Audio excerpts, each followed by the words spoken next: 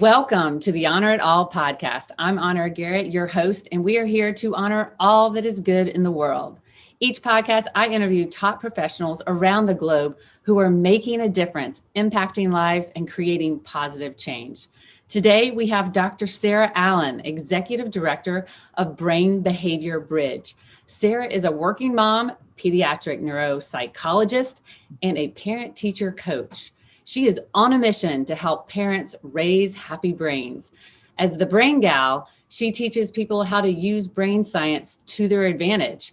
She started her practice, Brain Behavior Bridge, to help translate the neuroscience research to everyday life and help people access it. As a mother and professional, she's interested in helping kids directly and supporting the people who raise and educate them. I am so excited because Sarah is going to share some practical tips we can implement and teach our children as well. Welcome, Sarah. I'm so glad to have you here today. Thank you so much for having me. Well, I'm so glad you're here, and I'll tell our audience, number one, we met through a networking group, and it's so amazing when you just reach out and get out of your comfort zone and do something a little different. Just the blessings that come your way, because I think Sarah is such an interesting person and she's got so much to offer, and I can't wait for her to talk to you today. So Sarah, tell us a little bit more about you, and when did you first get interested in brain health and working with children? Sure. So as you said, I'm a brain gal. And I started calling myself that because when you say pediatric neuropsychologist, someone says, oh, you're a nurse, or, they kind of look at you, or if I'm at a cocktail party and I say it, then somebody will say, what am I thinking? Yeah, and I'll have a little fun maybe here and there. And I'll say, oh, well, I don't know if I should tell you, you can't really think that here, or something like that. But I can't really read minds, I just really work with people to help them optimize their brain health.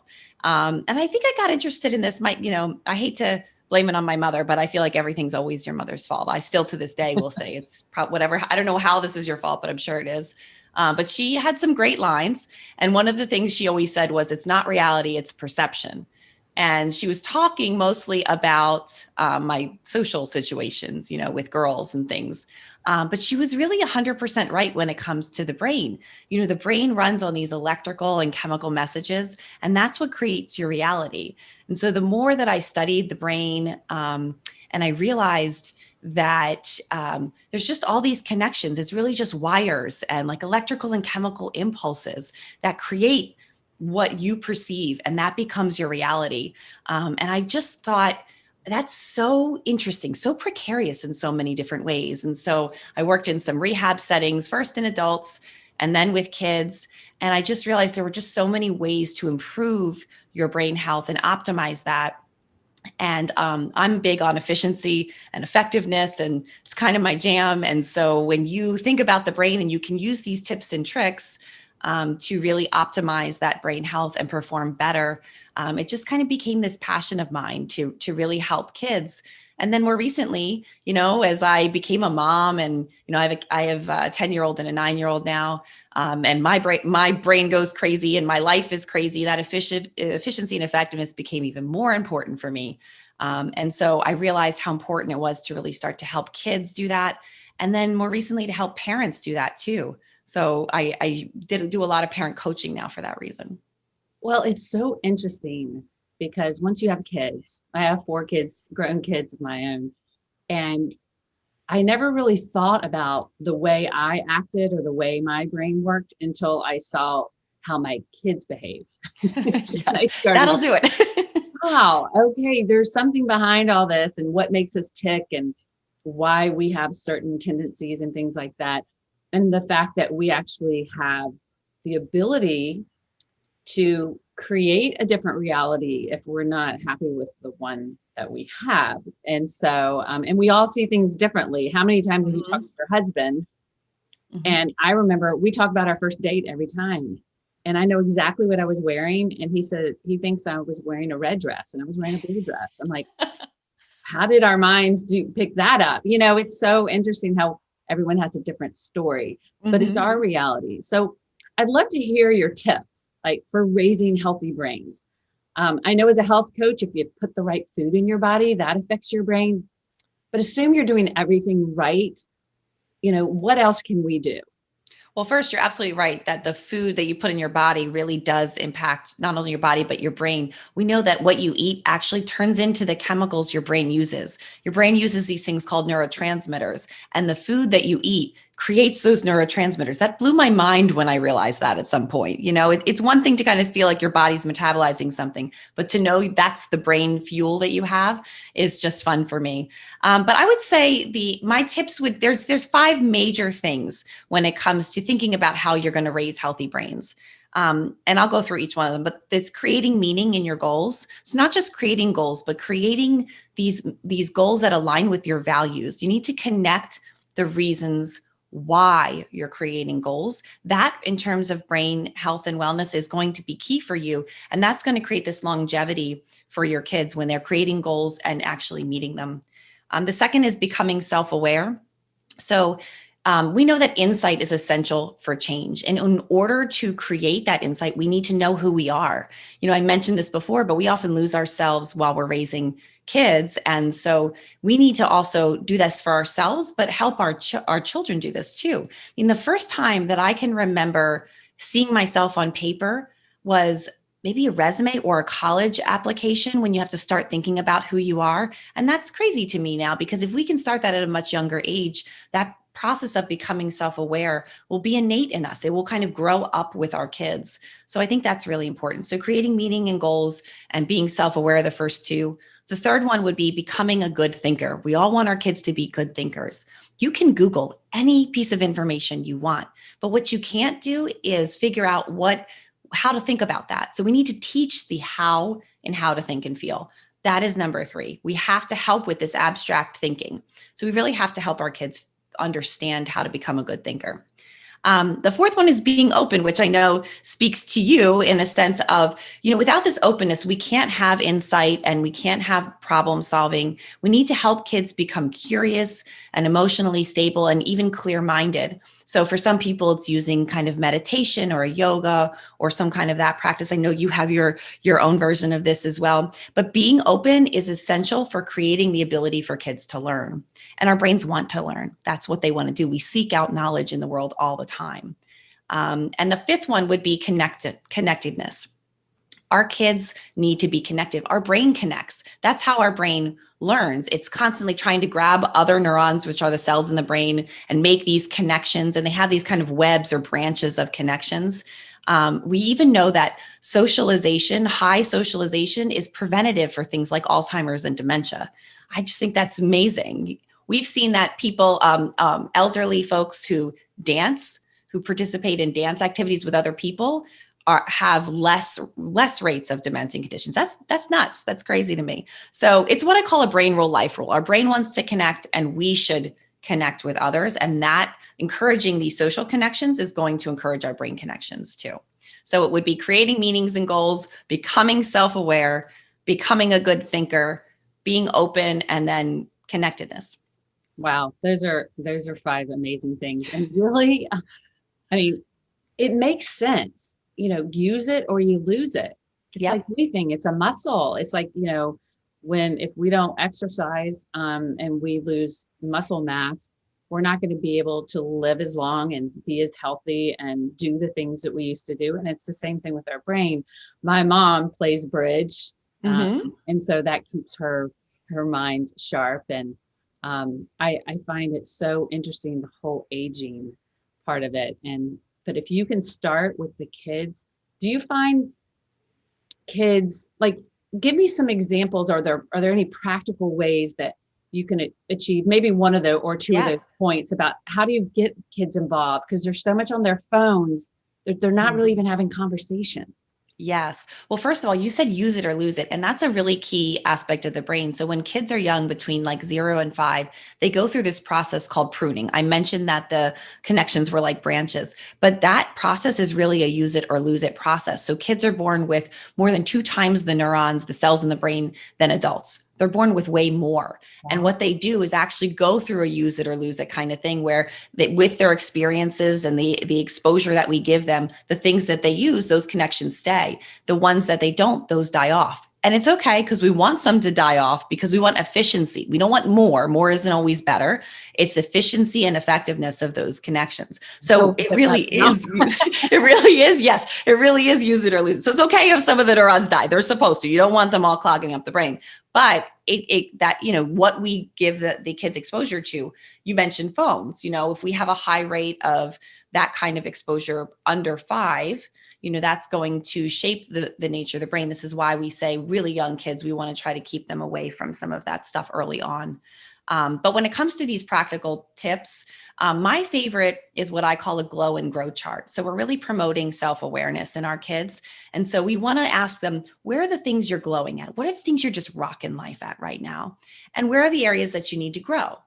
And we can use this as ourselves. I use it myself, and I ask my kids to use this too. And we talk a lot about where we glow and where we need to grow. And it helps to get that balance. So creating this glow and grow chart, just ask your kids the top 3 things. And you can help. Your kids will need a little more guidance than you might, but help create those glow and grow charts. And that's really going to be awesome. And then you mentioned phones too. One of the things I like to do is create one night, because I don't know about you, but we cannot do dinner as a family every single night with everybody going all over the place. It doesn't always work. So if we can create one night, maybe Sunday night, where we all get together and we do like a game night, and we just are together and we create these social connections. We problem solve through games and through emotions that come up. That can be very helpful too. Oh, that's great. We love family night, and I have 4 grown kids. So they're 26, 25, 21. And 19. And when we were all home for the pandemic, I also made each child make dinner every one night. Good. Which was great, because then I didn't have to make it. If you have young children out there in the audience, it depends on what age they are, but you could actually help them to start cooking. And that's a whole nother way to kind of engage. Start with tacos. Kids can make tacos at 9. I'm telling you, it's great. Tacos, that's a good idea. Yeah. Or spaghetti. Exactly. But I love the glow and grow. I'm going to use that with my own clients. It's wonderful. It's really wonderful. It's funny because sometimes you have difficulty. Different clients have different issues with it. Some can create a glow chart a mile long and can't do the grow, and some can create the grow a mile long and really struggle with where they glow. And it tells you something about yourself, and it tells you something about your kids. And you can always ask a friend, what are my superpowers? What are the things that I just am really good at? If you have trouble with that glow side. And with the grow side, trust me, if you ask a couple of people in your world, I'm sure they'll help you out with it. Especially your kids, they'll help you. Well, it's great because, when I work with clients, it's like, what's going well for you and what have you been struggling with? But honestly, glow and grow, that's like so much more positive. I mean, it's going to be fun. I can't wait to use it. Yeah, it comes from a growth mindset approach. It's not something that I created myself, but it's something I felt the same thing about. It's just to grab that. It's just the perfect way of helping everybody in the whole household have this growth mindset that you can change. You're supposed to change. You do that over time, and that's okay. Well, so let me ask you this. How long does it take to master all these things? Or does anyone ever master it? Do you spend time teaching these concepts, or like just providing kind of a toolbox that people can draw from?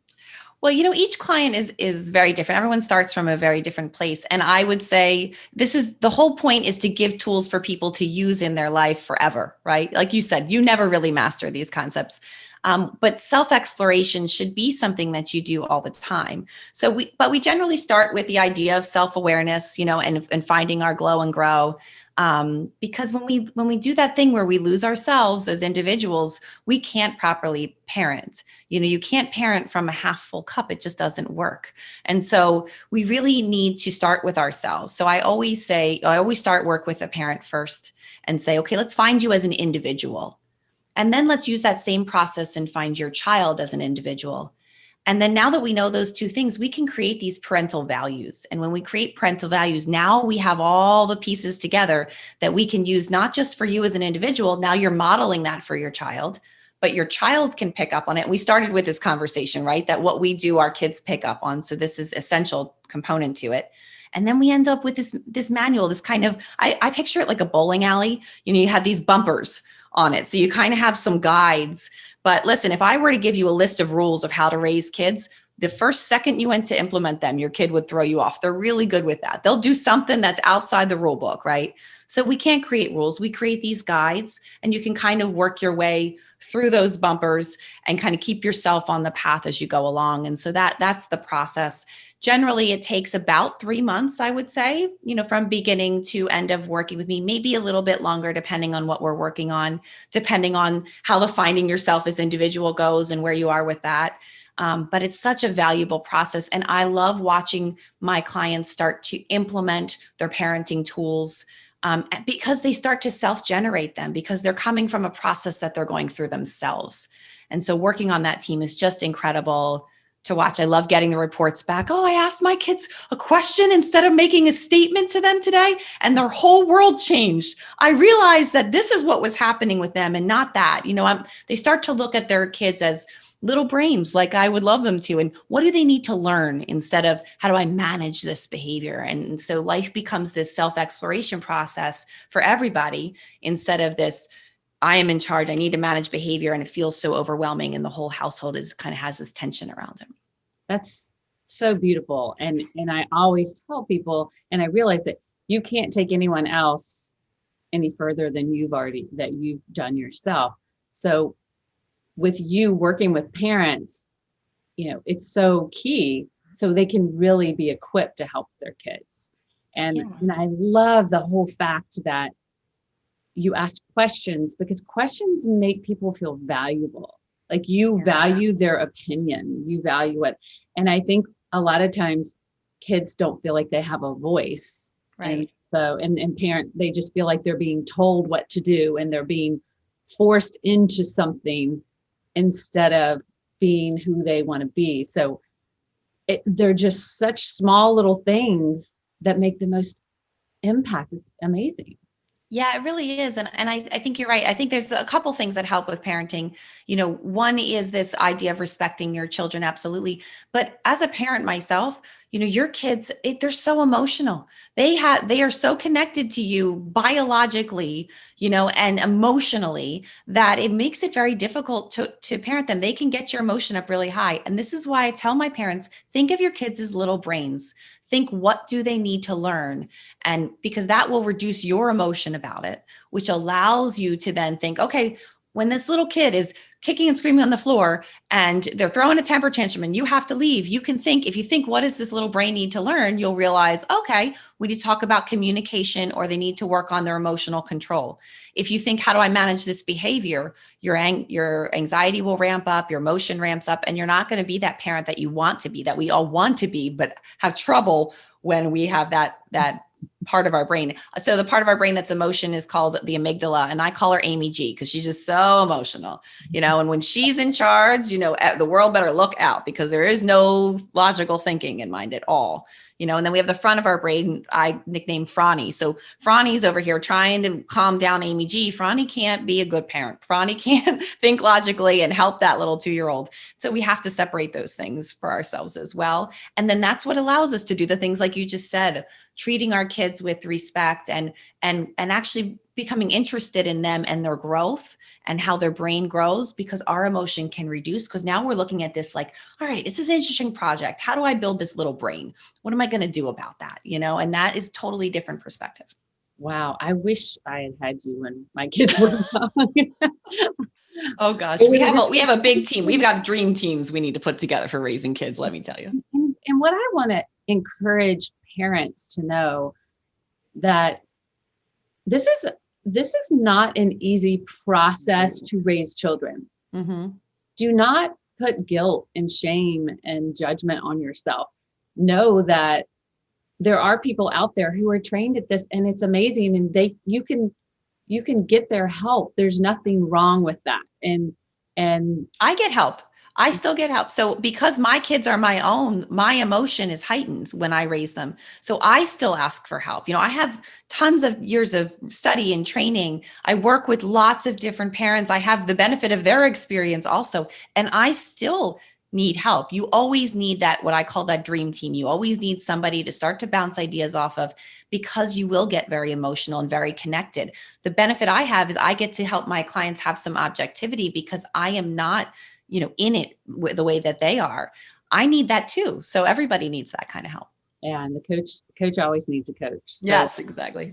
what is one piece of encouragement or advice that you would love to share with our audience? Somebody, especially with someone that might be struggling right now in their life. So I would say the struggle, that conflict, I would say conflict breeds change. So don't shy away too much from that conflict. Have these honest conversations with yourself. It may get uncomfortable, but embrace that discomfort a little bit. And if you're worried about doing that on your own, embrace it with someone so that you can really find out who you are and who you want to be. Use this time as a teachable moment for yourself. Get that point where you can figure out who you actually are and what's important to you. I did this process myself recently. I just wrote a book using this time, because when I do a lot of schoolwork and a lot of parent work, and that whole thing shut down during COVID. And so there was all of this open time in some ways, and then emotionally raising my children and trying to figure out what they needed, it was overwhelming there too. So I had to go through a bunch of this process to figure out exactly what was important to me and how I wanted to give back to the world. So conflict breeds change. Kind of let yourself sit in it. It may be uncomfortable, but think about when you have that difficult conversation with your friends, your best friend, you're mad at them, and you push through and you have that conversation, and then your relationship is much deeper and more meaningful after that. If you have that honest conversation with yourself, you're going to find that as well. So my suggestion would be, don't run away from the conflict.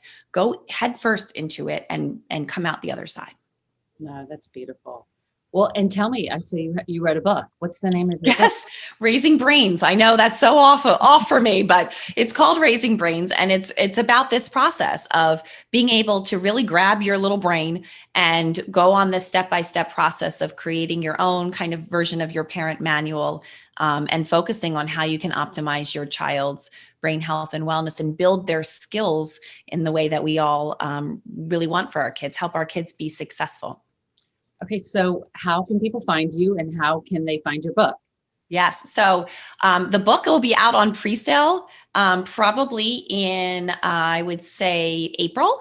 And then after that, it will be available. So I would say go to my website. It's www.brainbehaviorbridge.com. And you can get on the mailing list to find that out. And then also you can email me, of course, at Dr. Allen, DRALLEN, at brainbehaviorbridge.com. That's wonderful. And I want everybody to know in the audience, wherever I post this, posted in the podcast, posted on social media, I will always put in the comments how you can get in touch with Dr. Allen, with Sarah, and that way or you can just DM me and ask me. I'll get you whatever you need. But Sarah, are there any other projects that you're working on right now, or anything else that you'd like to share with our audience before we close? Yeah, so I do individual parent coaching, of course, as well, but I'm just about to open up spots for a 6-week course I call it kind of a parent boot camp, to highlight some of these things and really help parents be able to grab some of these brain tricks and use them and apply them to their lives every day and the lives of their children. So that's a new thing for me. So you can look at my website for more information on that. And I'm just really excited to get the book out and get this course out and really be able to reach more people. So if anybody needs anything, or they're looking for some resources, please feel free to reach out. Dr. Allen, thank you so much. It's so fun talking to you, because you make talking about the brain so fun and not so complicated. Well, it's fun for me. I can't help it. I get all giddy. I get all excited when we talk about it. And I love talking to you too, Honor. It's great. You have such a beautiful way of just explaining everything. So I really appreciate it. Anybody who's interested, please go to Brain Behavior Bridge Don't say that 10 times quickly. That's a tongue twister, No, I know. but it's beautiful.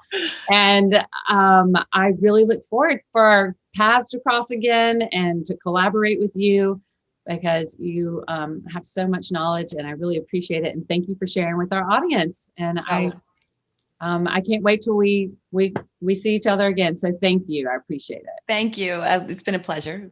All right. Have a great day.